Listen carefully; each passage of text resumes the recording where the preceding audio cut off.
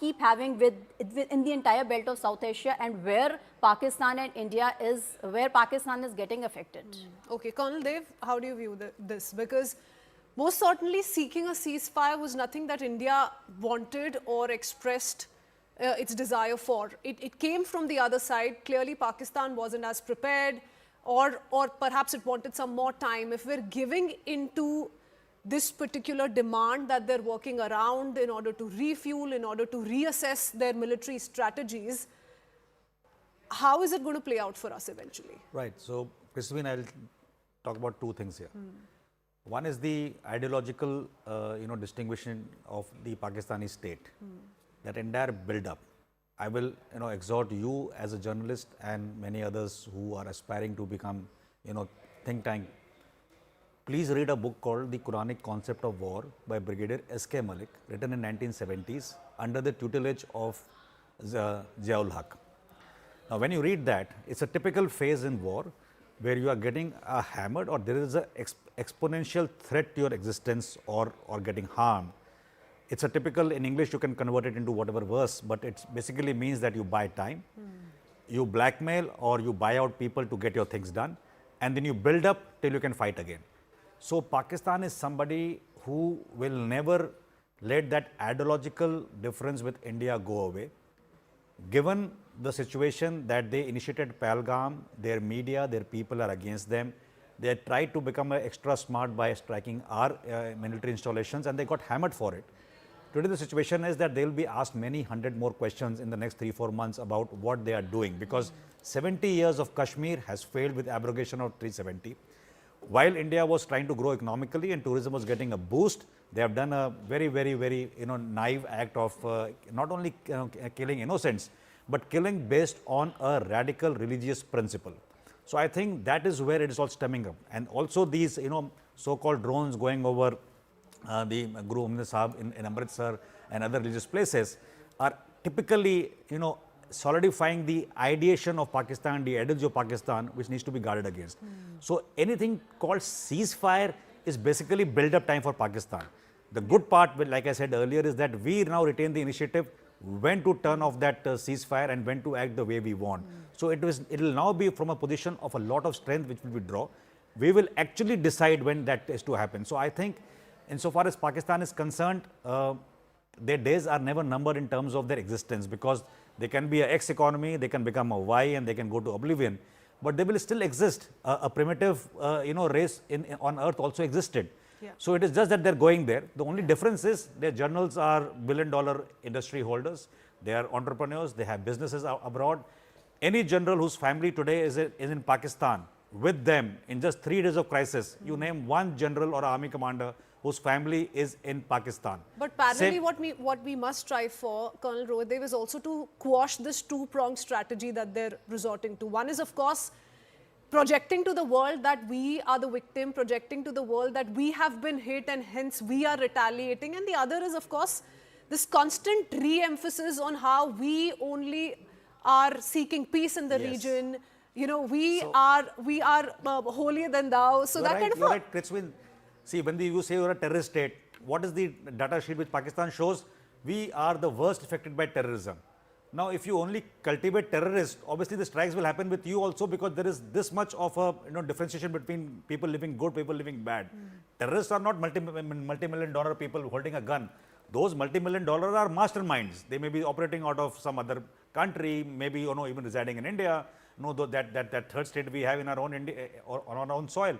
So I think from that perspective, let's not give too much to the Pakistani establishment currently, because what we are doing is these dossiers which we say, and people mock at us at times that India only prepares dossiers, but you don't understand that dossiers have got database, they have got data points, timelines, and they have got a lot of meat in them. It's basically a routine activity which the diplomats keep on pestering with the friendly states and not so friendly states as well to make a point. You remember when Balakot happened? No, but I'm only trying to make this point because the world is being able to see through this propaganda. India is making it a point that the world sees through it, but they're not acknowledging it. Not everyone is acknowledging it. Not everyone. I agree with you. I agree, no. But the point is, till 20 years back, before we took even across the LC attack, we used to be very sure that we had certain people and segments of the West on our side.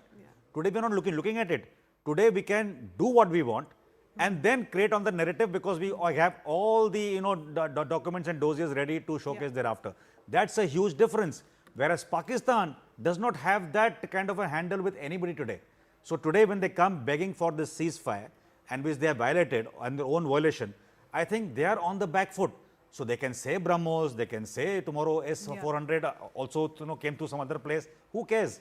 Point is, we are a strong nation who can dictate our own terms of engagement and national interest, and we have adequate national power. The only thing is how much we want to do, and obviously we don't want to get into pigsty battle with the Pakistani, as a country, because we have a different path for growth of our own country economically. We have to look after the lifestyle of our own citizens. It's a bigger deal. There's healthcare, there's infrastructure, there's an energy sector to look after. Who's going to waste even? And I think India's made it amply clear we're going to be the ones to set the terms this time around. Not just this time around. That's been our vision for a while now. I think we're hell bent on following that vision. Colonel Dev, Major Namrata, appreciate you joining us this morning. Thank you so much. Always a pleasure. Viewers, we've also been talking about the several areas, states across the LOC, along the LOC, across Jammu and Kashmir and along the international border, including Rajasthan. Pokhran also did spot a few drones from Pakistan, and life slowly is now returning to normal. We've seen Pokhran market area slowly return to business as usual. CNN News 18's Anvit Srivastav in fact gets us this report on what the situation on ground is like. Take a look. We are in Pokhran right now, close to the international border between India and Pakistan, and more than 48 hours later, you can see the life of people in Pokhran is returning to normal. The traffic you can see on the roads is after 2 days. There's so much traffic the local residents have seen on the roads. The shops are now open after more than 48 hours. For past 2 days, there was a complete lockdown that was being observed. From 6 p.m. there was complete blackout. People had been abiding to these rules very diligently because it was a matter of national security, and police were also patrolling these streets very regularly, making announcement that anyone who steps out or violates the blackout or the said lockdown, they will certainly be facing legal action, because it was certainly a grievous matter. We also have people with us to talk about how the life has returned to normal after 2 long days. Sir 2 दिन बाद यहाँ पे दुकानें वगैरह खुली हैं, 2 दिन से बनती है. 2 दिन कितने लंबे रहे, क्या क्या रहा है? बहुत ऐसा लगा जैसे कोई कोरोना के टाइम में लॉकडाउन एक बार शुरू हुआ था ना, वैसा लग रहा था. बहुत मार्केट पूरा बंद सुनसान जैसा हो गया. लोगों में भयावह स्थिति आ गई थी, डर का माहौल आ गया था. जिस हिसाब से ड्रोन वगैरह अटैक हो रहा था ना, लेकिन फिर भी हमें इंडियन आर्मी पे नाज है, तो हमारे ऐसा कोई हुआ नहीं कि कोई भी एक रॉकेट नीचे गिरा या ड्रोन वगैरह नीचे गिरा, तो सब ऊपर हवा में उड़ा. आसपास कुछ जगहों पे मिसाइल के पार्ट्स भी गिरे हैं, कुछ ड्रोन्स वगैरह भी गिरे, एक आध जगह बम डिफ्यूज़ भी करना पड़ा. तो आप लोगों को क्या निर्देश थे सरकार से और क्या सबने पालन किया उसका? बस घर में रहना, सुरक्षित रहना, रोड पे नहीं आना, लाइटें बंद रखना, यही चल रहा था. बाकी हमारे को कोई दिक्कत वो डर ऐसा लोगों में फैला हुआ था, लेकिन फिर भरोसा पूरा था कि यहाँ होने वाला कुछ नहीं है. और 2 दिन से दुकानें सब बंद थी, ट्रैफिक पूरा? हाँ, पूरा बंद था, पूरा ट्रैफिक बंद, लाइट बंद, सब पूरा ब्लैकआउट था. तो ये जो 2 दिन में आप लोगों ने बिजनेस नहीं किया, जो धंधा नहीं हुआ, सर गाड़ियाँ नहीं चली, कुछ थोड़ा तो नुकसान हुआ होगा? हाँ, थोड़ा बहुत हुआ है. अब जो रूटीन में चलता है वो लॉस तो हुआ ही है थोड़ा, लेकिन अब पहले देश है. सही बात. और हमने इंडियन आर्मी बहुत ही अच्छा काम कर रही है, और जितने भी पाकिस्तान ने हमले किए जो हवा के अंदर ही उसको नष्ट कर दिए.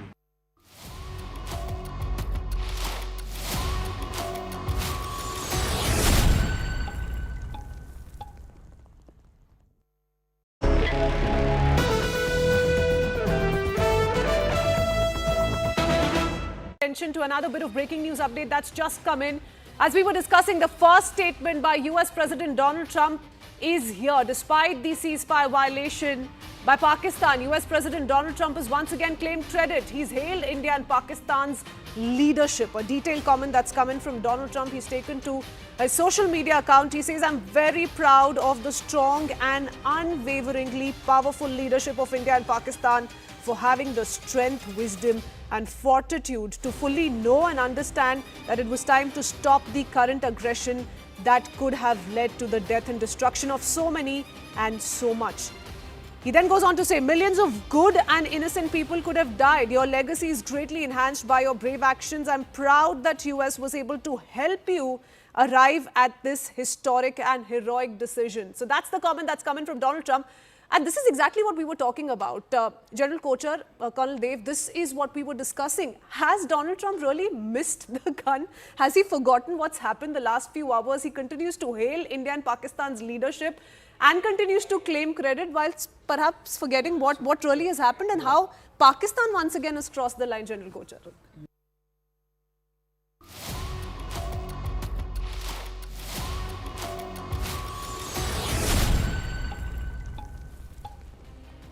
Hello and a very warm welcome. Thanks for tuning into CNN News 18. I'm Crux. Viewers, our top focus story is the ceasefire agreement which was announced last evening, which was breached by Pakistan, violated by Pakistan. Pakistan launched a series of missiles and drones across the LOC late last evening after the ceasefire announcement. While Indian forces thwarted the attack, situation continues to remain tense, or rather closely watched. There's a meeting that's currently underway at 7 LKM. We'll talk about that and much more. First up, the top updates so far. After Pakistan violated ceasefire yesterday, Tri-Services chiefs currently at Prime Minister's official residence for a key meeting. CDS also in attendance.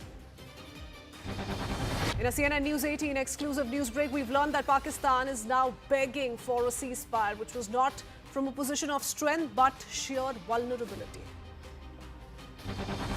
Pakistan's air defense systems completely shattered. Top sources say their rapid response capabilities stand completely destroyed.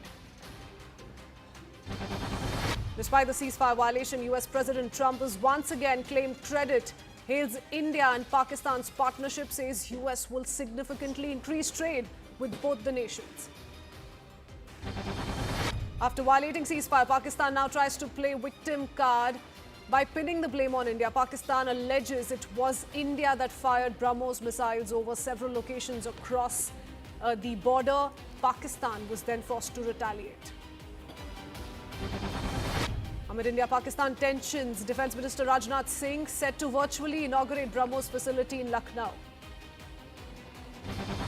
Security forces and State Investigation Agency, or the SIA, launch a series of coordinated raids across locations in Shopia in connection with terror-related activities. Amid continuous rainfall in Jammu and Kashmir's Riyasi, Indian authorities opened several gates of Salal Dam on Chenab River, raises concern over potential downstream flooding in Pakistan. Starting with a big breaking news update, there is indication from sources in the Defence Ministry that Brahmos was indeed used against Pakistan. This comes after the Indian Armed Forces in the press conference yesterday spoke of how they used a variety of precision air-launched weapons. So this is the latest indication in retaliatory precision strikes on Pakistani military bases. Remember, this goes back to Saturday early morning. The armed forces learned to have used the latest missiles, guided munitions, loitering munitions, and we've been talking about all that as shared by the Indian Armed Forces. But now we're learning that, as was being speculated, there is a possibility that Brahmos was very much part of India's arsenal. The sites targeted, remember, were Pakistani bases, but this was in retaliation to the drone and missile attacks which were carried out by Pakistan. And now highly placed sources in the defense speaking of how Brahmos was indeed used or likely used in the retaliatory strikes early Saturday morning. I do want to go across to Akash Sharma, who joins us with more details. Akash, you know, the Indian Armed Forces did drop a hint, but tell us what you're learning as far as this big breaking news update is concerned and the communication that you've received so far. Brahmos was likely used against Pakistan. This is what has been indicated by defense sources. And being a responsible channel, Kritzween, I want to mention it categorically that there is no official acknowledgement till now. We will, of course, wait for the official acknowledgement because these are sensitive issues. Brahmos is, of course, the supersonic missile, that is very capable of precision hitting. And in fact, it has been categorically mentioned by the armed forces yesterday that how they have used a variety of precision weapons and air-launched weapons. We know that how Su-30 MKI, the frontline aircraft, is very much equipped with Brahmos, and as far as capabilities of Brahmos are concerned, so we have the confirmation from the tests and in fact the indications from the sort of details that we have got from the testing of missile in the past few years, that how precise it is. When it is about India, so it has been categorically mentioned that we did not carry out any sort of attack initially. We only retaliated, and now it is confirmed by the defense sources that Brahmos was one of those weapons that were used against Pakistan. In fact, it is likely because official acknowledgement will of course take some time, and this is a sensitive issue, and that's why, air precision weapons which were used against Pakistan. We know about Hammer, we know about Scalp 2000, and in fact we know about some sort of other weapons as well. But now there is an indication that Brahmos was indeed used, but again, there is no official confirmation, and defense sources are indicating that Brahmos was one of the weapons that was used against Pakistan. Okay, Brahmos, a cruise, supersonic cruise missile, and I do want to, on that note, quickly take it across to our experts who are joining us on the broadcast. Thank you, Akash. We'll keep coming back to you as and when you have an official update for us. Lieutenant General V.K. Chaturvedi, defense expert, with us in the studio, along with Major General Rajan Kochar, who continues to stay on with us as well. Lieutenant General Chaturvedi, I want to first up start with you. Give us a sense of Brahmos. When we talk about Brahmos, what comes into the picture? My colleague was just breaking down details of how we've already had so much discussion around Hammer, Scalp being used by the Indian Armed Forces, but Brahmos indeed is a game changer, and there is a lot of speculation how this was in retaliation to the Fateh 2 ballistic missile which was fired by Pakistan. But if indeed this were to be believed, if this were true, what does that tell us about our strike at Pakistan? Brahmos is a very potent weapon system, inducted into the Indian Armed Forces around 2005. It is in all three verticals, that is land, sea and air.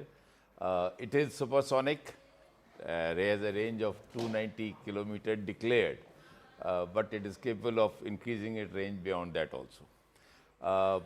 Very high precision capabilities it has. I have seen its firing in Balasore. It went through just 10 by 10 meters and bang in the center. So it's a weapon system which any country will be proud of. These weapon systems, every country has. It is meant to be used at the right time, and though there is no official confirmation, I wouldn't like to guess, but if it is done for effect. We did not fire like Pakistan. We did not fire with those Chinese missiles and Chinese aircraft, which hardly functioned. This 90 hours, or you can say 4 days conflict has proved beyond doubt that what China has given to Pakistan is all outdated and very low credibility weapon system and ammunition system both. If Bharat has used these Brahmos, I am very proud of it, because they must have destroyed at Sargodha, Chaklala, Sakur. These airfields must have been made non-operational, and I think it will take about a week or 10 days to make them operational again. So that's a very, I will love to hear that it has been employed, but one will have to wait for something coming officially from the armed forces. Till then, it's only a guesswork. Okay, we'll wait with the guesswork for a while then. General Chaturvedi, stay on with us. Major General SVP Singh, former ADG Artillery Regiment and 1971 war veteran, is also with us in the studio. Very good afternoon, sir. I will come to you in just a bit. Jai Hind. We also need to shift our attention in the meanwhile to another bit of breaking news update that we're just getting. This is a CNN News 18 mega exclusive. Pakistan begging for a ceasefire, not from a position of strength but sheer vulnerability. As per highly placed sources we're learning, after boasting about teaching India a lesson, the reality on ground has flipped. India's precision strikes on the 10th targeted key Pakistani air bases, and we've been talking about some of those, including Noor Khan, which is a crucial air base or a crucial air asset of Pakistan, exposing deep cracks in Pakistan's defense system. These bases weren't just symbolic. They were strategic hubs for VIP fleet movement, drones, also fighter jets. The fact that they were breached shows how penetrable even Pakistan's most heavily guarded installations are.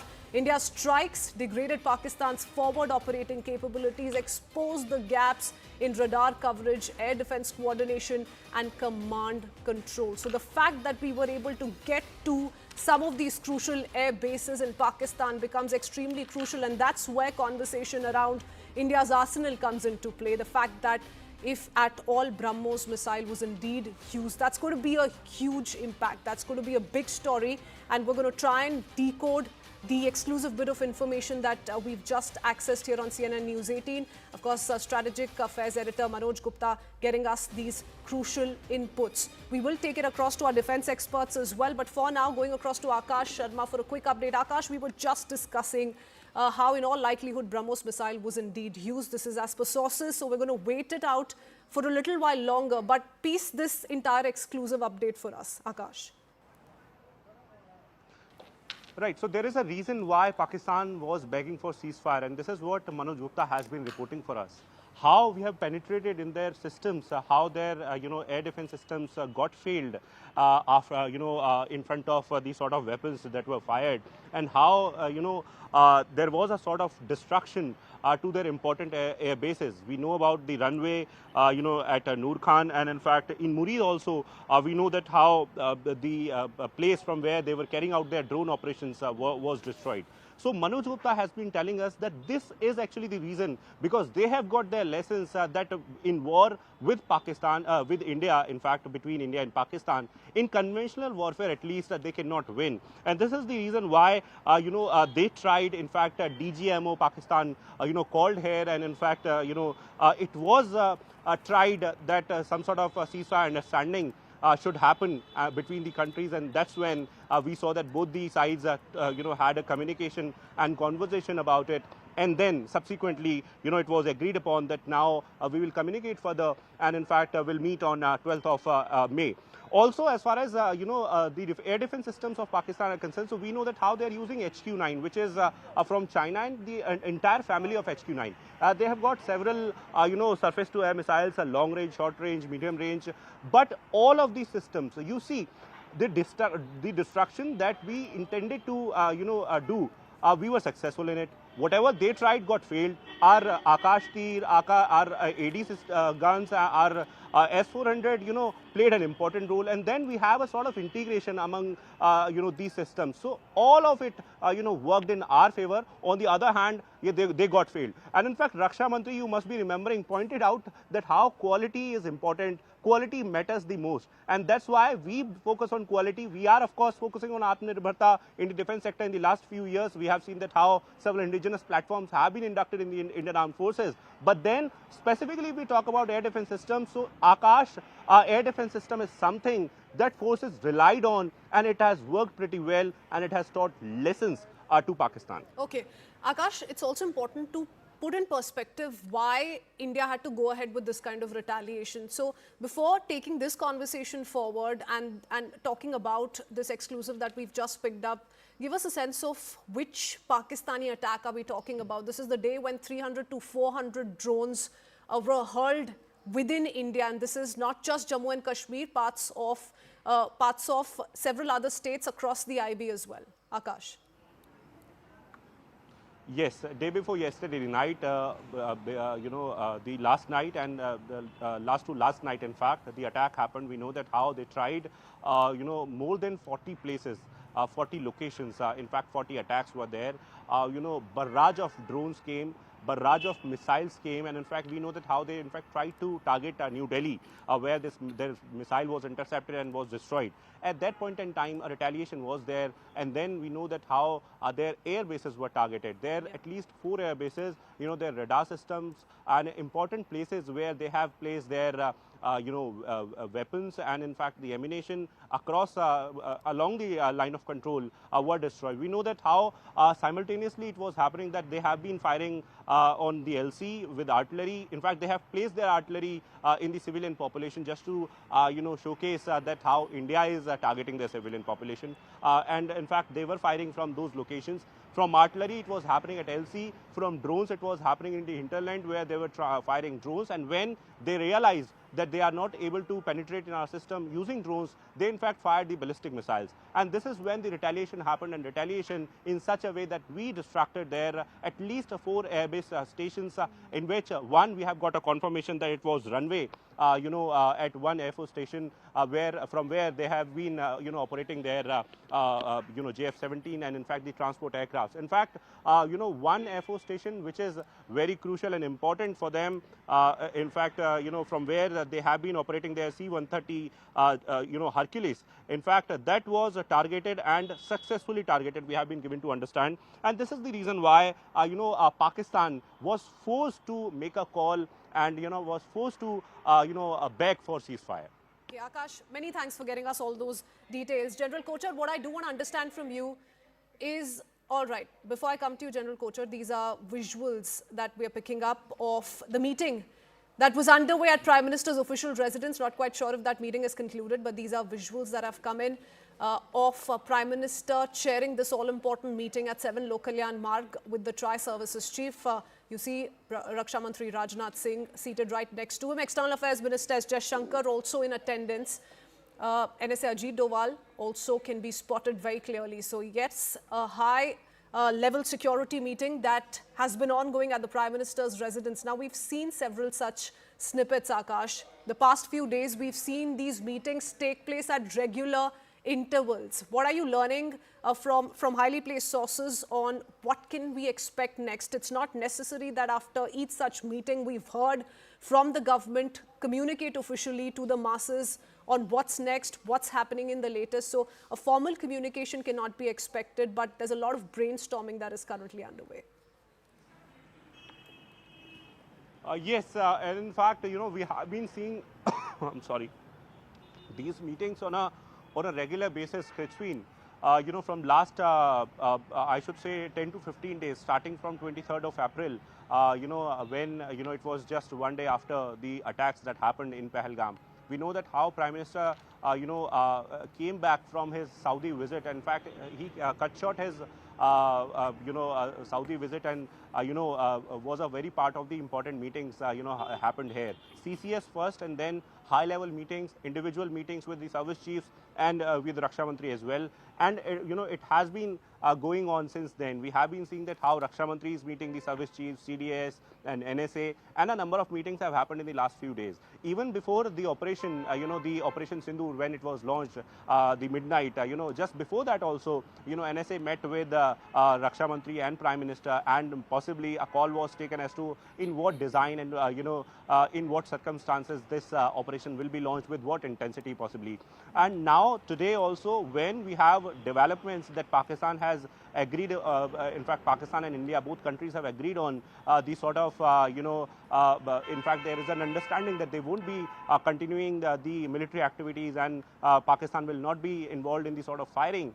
Then also, last night violation happened, and Foreign Secretary, in fact, came out in public and said that how Pakistan is not abiding with what has been agreed upon. Now, importantly, this meeting is also very important given the fact that we don't know as to, which side we are moving towards. Whether or not, this is further escalation that we are, going towards, or, it is something that is related to the sort of communication that is going to happen tomorrow between the DGMOs. Of course, a call was taken by the leadership on the basis of the sort of facts that, are not there in the public domain. Of course, we know that how there are operational things that will not be discussed and will never be discussed, in fact. But yes, these meetings are sending a larger message to anyone. We are a democracy, and everything is decided on the basis of due deliberation between the armed forces and the government. Yes, and Akash, a certain level of uncertainty has also come in with Pakistan violating ceasefire late last night. So perhaps deliberations on and discussions on that front as well. I do want to go across to CNN News 18's Payal Mehta as well. Payal, this also comes a day before the DGMO level talks are set to resume. Well, of course, Kritzween, the men who are there in the meeting along with Prime Minister Narendra Modi are of extremely importance. Given the fact that Videsh Mantri, Foreign Minister Dr. Jaishankar is there, he can be seen taking notes while the Prime Minister is speaking. Of course, Raksha Mantri Rajnath Singh is a very, very important person. But the most important person who knows many things about Pakistan and the way Pakistan really operates is NSA Ajit Doval. And of course, the armed forces who are the actual workforce on ground as well. So Like Akash has been reporting that India is very, very convenient, has very, very confidently told the world that this is probably a pause, but it is not the final decision. So where are we going? Which way we are going? We'll soon come to know, because Pakistan, despite the fact that they went with a begging bowl to the IMF, wanted a loan to be sanctioned to them, begged before the US to intervene. And once the US has intervened, Pakistan still didn't stop at tricks. So obviously Pakistan is getting trolled before the entire world, essentially saying that, this is a country which nobody can trust. This is a country that even the US should have been very, very careful to trust. But these series of meetings that are taking place at the Prime Minister's residence are of great significance. Clearly, all for all those naysayers who probably thought that Prime Minister Narendra Modi had eaten humble pie, the truth of the matter is something else as well. We should, we should trust our own forces, we should trust our own government, and we should stay away from any false narratives or any implications that are being made. That's the loudest message, because the leader of the country, the prime minister, is a very, very hands-on prime minister, and he's keeping a very, very close watch on what's really happening, both Okay. diplomatically, most importantly, and also now. Okay, many thanks, Payal. We'll come back to you as and when we learn more. Thank you for joining us with all those details. I do want to go across to General Kochar and the others who've been waiting very patiently. General Kochar, first to you, what we were reflecting just a short while ago. Of course, these are important visuals of the day, of the kind of important meetings that have been ongoing. But that's what my colleagues have been sharing. These meetings have been ongoing almost on a daily basis, and they come with a lot of importance, something that's beyond the domain of discussion. What is one trying to identify at the moment is that given the Pakistani military action we saw after having agreed to the ceasefire, in fact, after having demanded ceasefire as per highly placed sources, is that they went ahead with a provocation. Given that we've seen in the past India respond in a way it has to the effect that some of their air bases have been badly hit, it speaks volumes of how weak or penetrable their air defense systems are. But tell us a little bit about the importance overall that comes with attacking these kind of air bases, important military installations, Noor Khan very closely located to the headquarters. Crispin, is extremely important that this short war, I'll actually call it, because in case this ceasefire sustains itself, it will be a 3-day war, we can call it. This 3-day war has tested our strategic capabilities. It's extremely important to understand that why strategic capabilities are important today for any army or the armed forces of the world. Today we have a large number of equipment which is not battle hardened. For example, Chinese, we talk about Chinese equipment, it's not been tested in battle, so the efficacy was demonstrated here in this 3-day war. Important aspects you mentioned about airfields. All airfields are strategic targets, and you cause a great dent in the enemy's war waging capability in case you target these airfields. What this war has proved to us is we have the capability to target his strategic assets in a manner in which he will not be able to use those assets for a reasonable period of time, because once you damage a runaway of the airfield, it can be off-road from 12 hours to 2 or 3 weeks. So this much of capability we have actually demonstrated, and you have just given an instance of the kind of weapon platforms we have used, right from scalp, hammer, Brahmos. We have been able to identify which weapon system was most suitable for which target. So this is an exercise which we normally do in peacetime, but we don't know the result of this exercise. So this is the first time we have done the weapon selection, the target selection, and we have been able to carry out a damage assessment on each target. So that has been one great takeaway. A second important takeaway is our effectiveness of our own air defense systems. Today, we are having, starting from S-400 onwards, 600 kilometers it can start engaging a target, and at 400 kilometers it can carry out the destruction of the target. then we have the Barak 8 system, then we have the Akash system, and then we have our Iglas and OSAIKs and other systems. So we have proven to the world, we often talked about the Iron Dome of Israel. We have proven to the world that we have such an effective air system which is, I think, much more effective than the Iron Dome. This opens up a great possibility for exports. I want to link it up with our export orientation here, because the Prime Minister has given us a target for exports. We will be able to achieve those targets because the world knows we have got world-class systems with us, like the air defense system, like Akash. For example, Akash is already being exported to a few countries, but I think now we'll get more export orders. And lastly, we have exposed the air defense system of the Pakistan armed forces.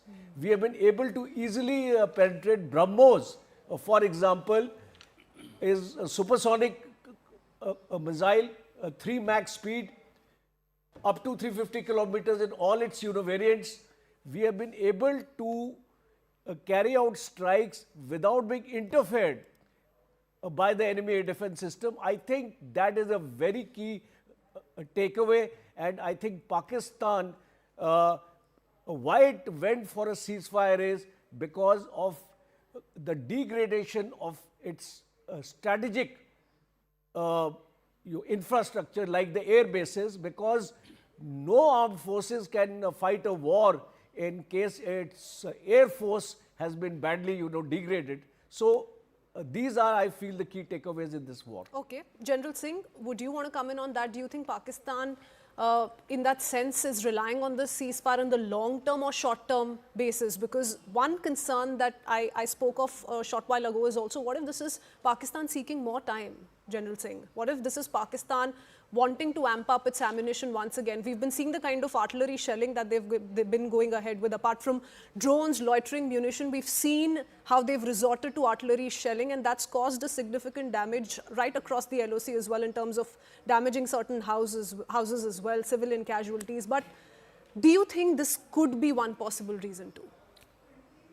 The most important thing is that it reinstates our impression and assessment of the nature of the state of Pakistan, the DNA of Pakistan, which is mischievous, deceitful, and for that, our lessons, relearned lessons, I would say, is be cautious. And now with the willpower, the nation's willpower, the projection of our power, the proactive doctrine, the comprehensive national power, all this combines that we should be in a proactive domain. We should not get stalled by any sort of ceasefire, because Pakistan is playing the ploy of time. Time and space they're getting to reorganize, to replenish. And they got their friend China, and they got the Turkey state which has emerged. So they will get their little bit. Now, and you see the IMF loan which has come, it encourages them to no end.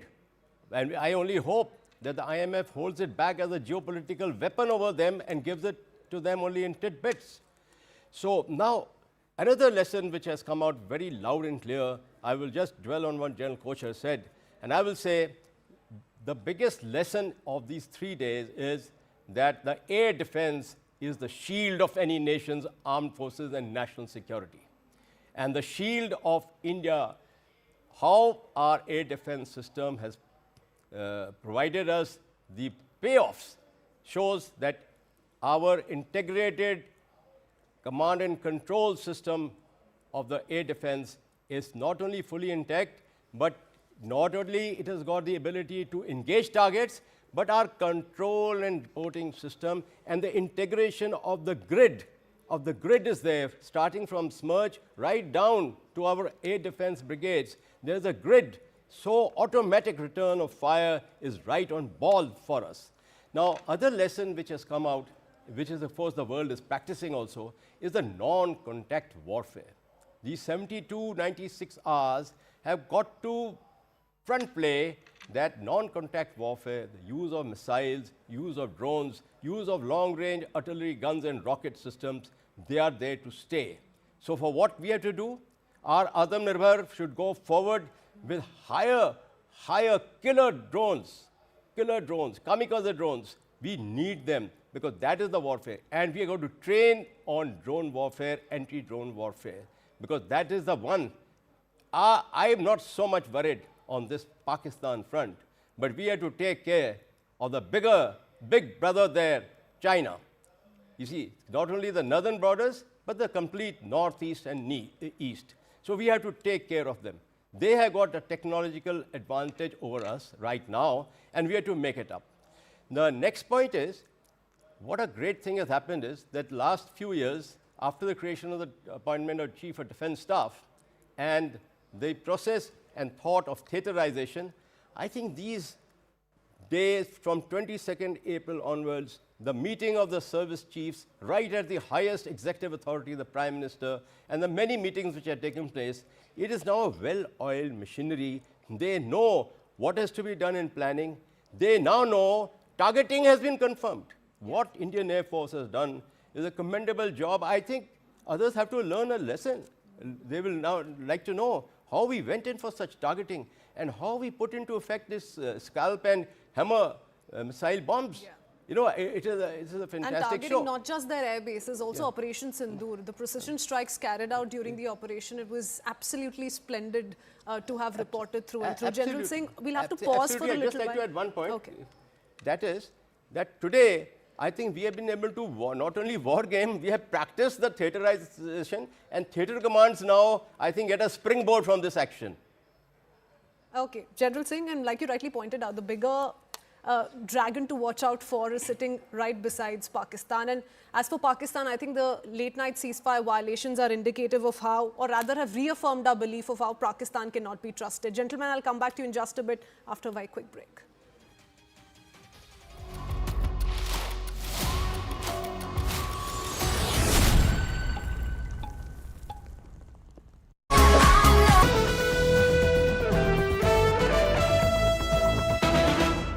To another bit of breaking news update that's just come in.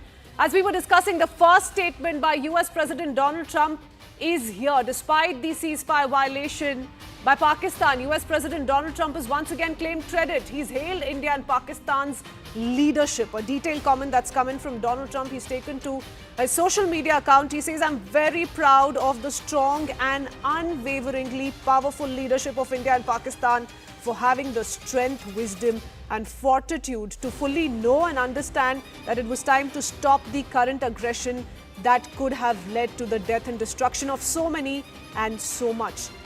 He then goes on to say, "Millions of good and innocent people could have died. Your legacy is greatly enhanced by your brave actions. I'm proud that US was able to help you arrive at this historic and heroic decision." So that's the comment that's coming from Donald Trump.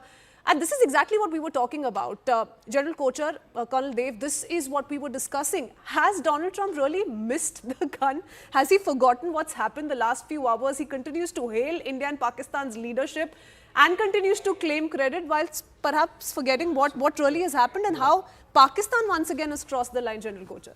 You see, what is happening here is that Trump failed in his ceasefire attempts with Ukraine and Russia.